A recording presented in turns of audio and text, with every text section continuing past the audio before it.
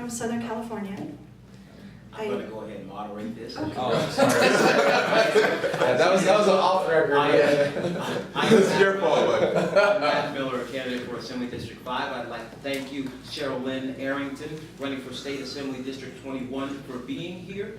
I'd like to take the time for thanking our panel for being here as well, and most importantly, our sponsors, Ron Q for Clark County Treasurer, Michael Broadway Real Estate, Real Water, and Lakeside Business Suites.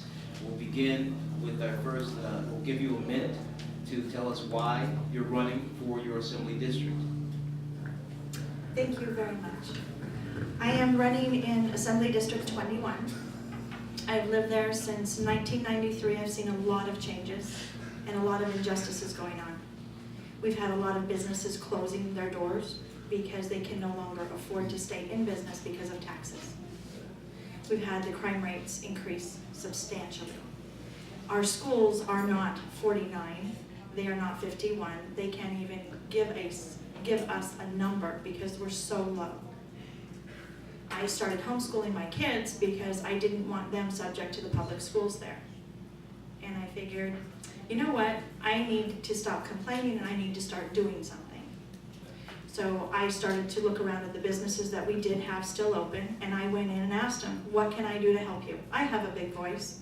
I'm not afraid to talk to people, as most of my district is well aware of now. And I started promoting the businesses. I also do a lot of community service there, and I listened to what was going on. I spent 12 and a half years in the district attorney's office as a clerk. I used to say simply a clerk, but I was not simply a clerk. I handled the back end, so I saw what was coming into the office. I actually participated in what was going to be prosecuted as far as how the codes were input. Talked to the attorneys to say, hey, you really need to push this one here. I was a family support case manager, so I understand when you have the non-custodial parent and the custodial parent, and they're fighting like cats and dogs, and you have a child sitting there. That should not go on. The child doesn't know what's going on. They only know that they love mommy and daddy and something's not right. So I went into the collection side of it as a volunteer, and I was able to collect enough to make both parents happy so that the non-custodial parent, whether it was a man or woman, was able to see their child. I still go and talk to these men and women because my cell phone has not changed. Hey, what do you think about this? She's not letting me talk to them. Let me see what the issue is. I do that as a volunteer because I think it's important that families need to stay together now. The world out there is crazy. It's not like it was when I was growing up. You can't sit outside your own door and play. You don't have the comfort anymore of knowing who your neighbors are unless you physically go knock on their door and say, hey, I'm not a scary person. I'm not being shady. Okay? I simply want to get to know you. Come on over. Have, a cup of coffee, hot chocolate. Let your kids play at my house. That's me. My 9-year-old, to give you an example, he is... Thank you, Ms. Arrington. Okay. We'd like to give the panel an opportunity to ask you the questions that they've reserved for you. Robert Foust, USRE VIPI member. Ms. Arrington, how do you feel about the family courts and the one-judge system? Would you actually support a tribunal in family court? Absolutely. I think it's too biased. I think that you have people going in, one person has more money than the other, and it's always going to be the case, whether it is the man or the woman. And you have one judge sitting up there making the decisions. I've actually gone to court with people, and I have gotten in the back doors and said, hey, what's going on here? You didn't even present this evidence. You can't keep a child from any one parent. That's not how it works. It's not about money. There's got to be a system, and it has to be an unbiased system. So if you have a tribunal, that means it's not just one person's vote.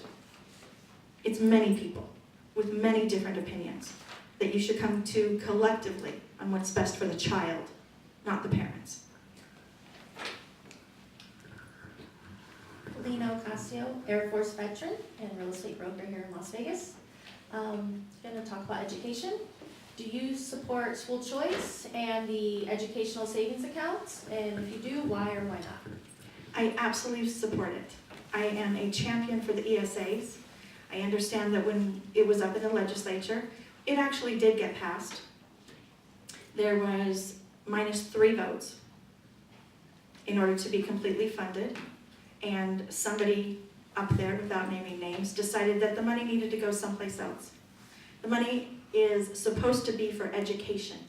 It's supposed to benefit our teachers and not just go into the other account, which is at 47% right now. Our teachers are sitting at maybe 22%. Our students are sitting at 10%, getting those funds. The other fund addresses the janitors, the cafeteria work, the office help, and a huge, huge portion goes to administration. It doesn't work that way. You've got to give teachers a voice in the classroom. You've got to give them the funds in which to work inside that classroom. We're constantly fundraising, whether you're at a charter school or a public school, we're fundraising for supplies. There is another solution out there. So I absolutely support ESAs. I don't believe that when the marijuana bill came through, we were all supposed to get funded. Or, I'm sorry, not me, but my kids were. And guess what? It went into Nevada's Rainy Day Fund. Guys, it's not raining here. It's raining in the schools.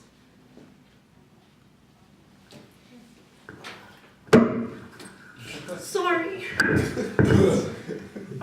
Ouch. Leah Bletnitsky, I got a Band-Aid. former Coast Guard and current IT consultant. Along with those, the school district being so low, they have terrible disciplinary problems, both disciplinary problems with the kids because of families and because of their issues, but also the lack of due process for kids within the school system. Depending on which school you're at, kids get kicked out based on their race or don't get kicked out based on their race, depending on the school and the principal.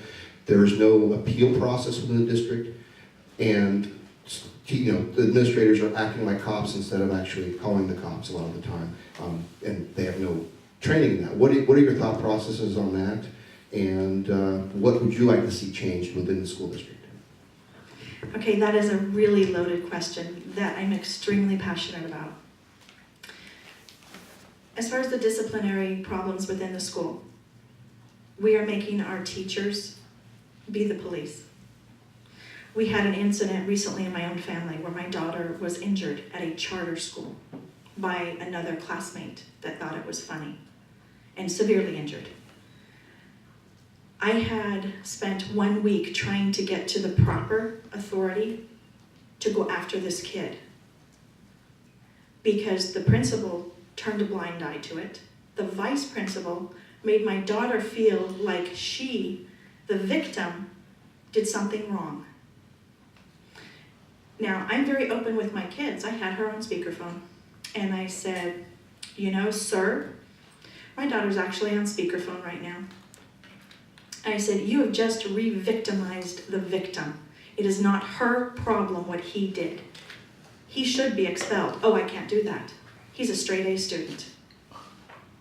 My response to him was, we had straight A students, we've had geniuses that have committed murder and rape. Education has nothing to do with it. It has to do with what's going on at home. He needs to be taught a lesson. Please, move him away from my daughter. Wasn't done. In fact, she was put to the back of the classroom where the kids were the troublemakers and made to feel like she was being re-victimized again. I finally got through to the police officer, which was Henderson, because school police, and I don't know if y'all are aware of this or not, school police does not handle private schools, and they do not handle charter schools. They only handle public schools. That needs to change. School police need to be police. They need to be armed. They need to be sworn in. They need to have the same rights as a Metro officer. I have done 47 ride-alongs when I was training to be a Metro officer. Down in Northeast, down in Southeast, down in South Central. I know what it's like to ride along, go on those calls where the parents are just out there somewhere They don't want to address the fact there's a problem here. I'm not saying ship him off to juvie, but go for some counseling or something. Time.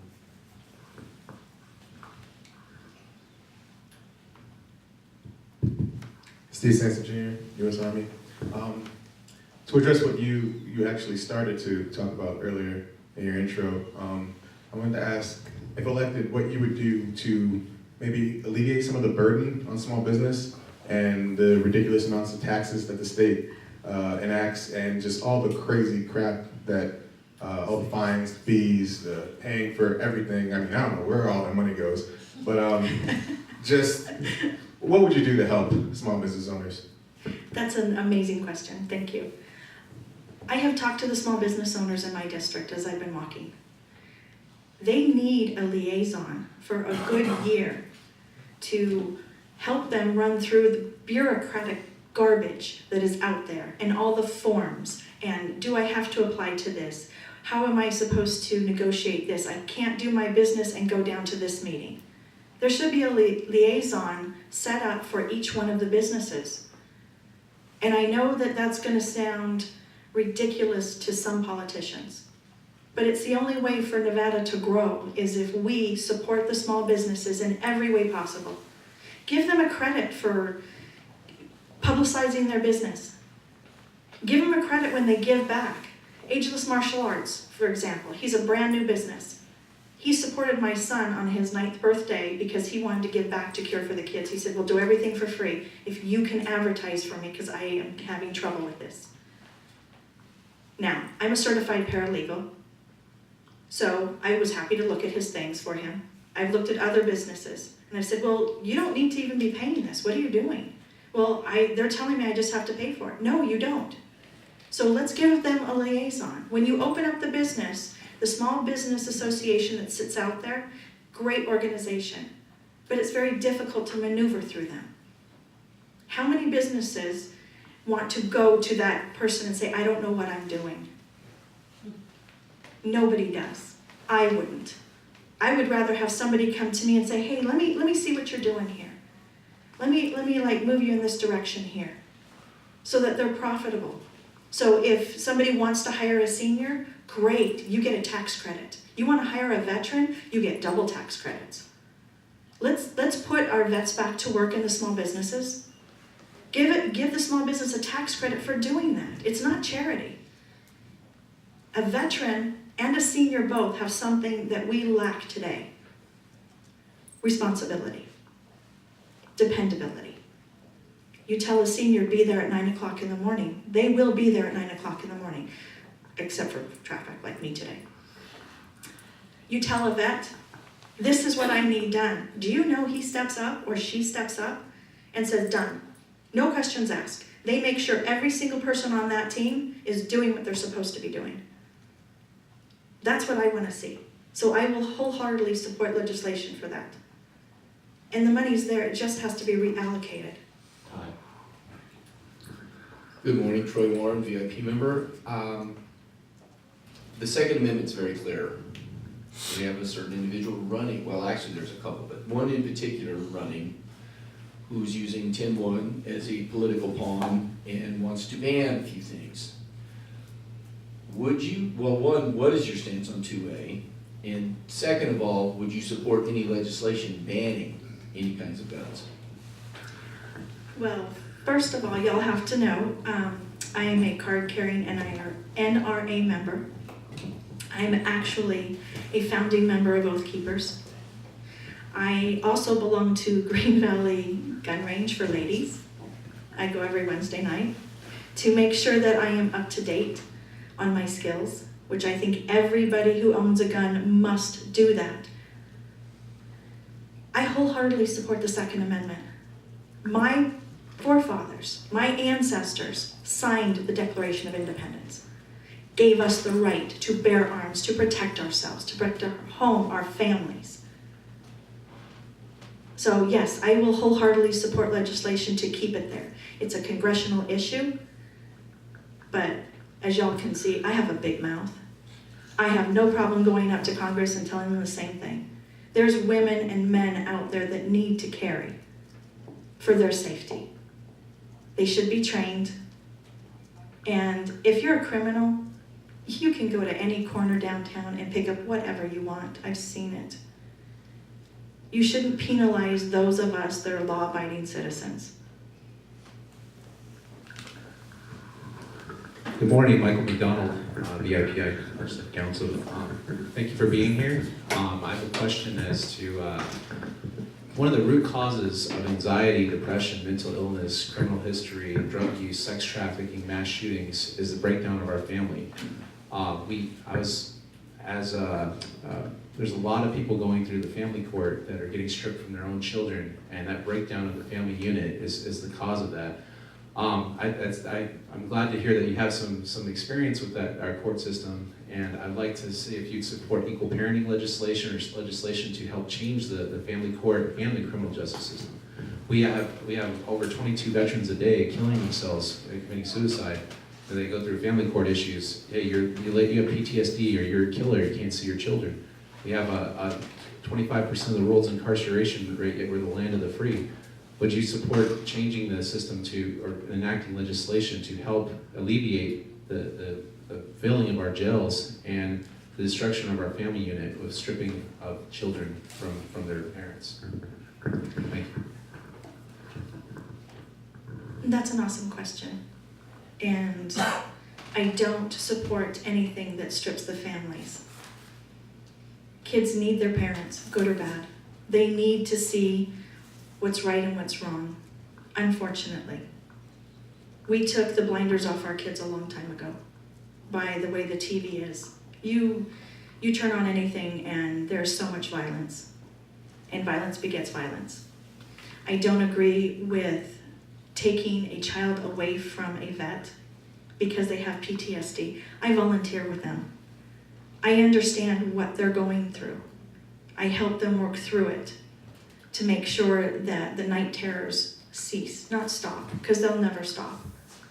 I help the families understand this isn't mommy, this isn't daddy, this is just something that happened to them.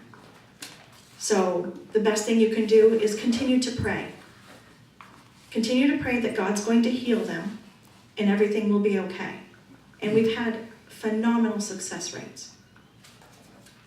As far as the court system, they have things in place. They have counseling, they have arbitration.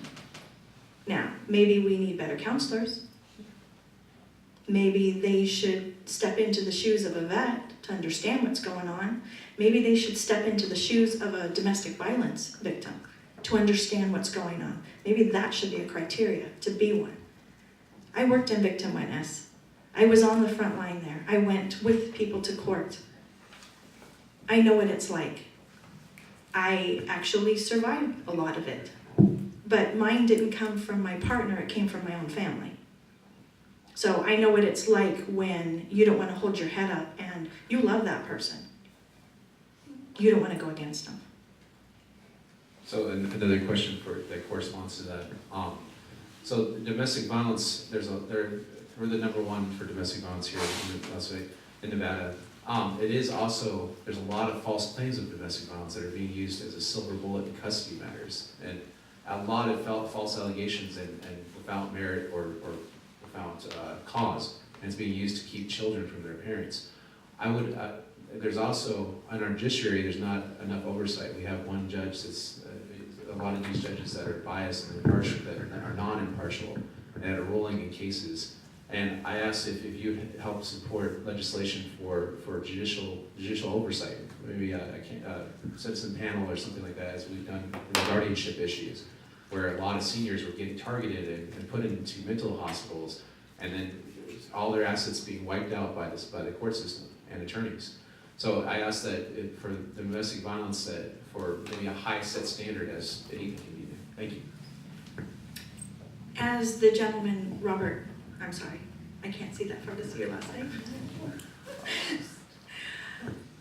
As he mentioned a tribunal for the family courts, that would alleviate that.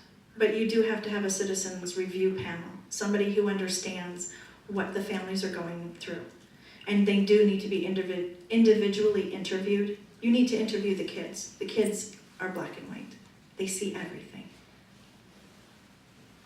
So on that case, yes, I will support it, but with caution. I don't want to strip families. I don't want to see somebody unnecessarily go to jail. Being in the district attorney's office, we actually looked at the cases and the evidence.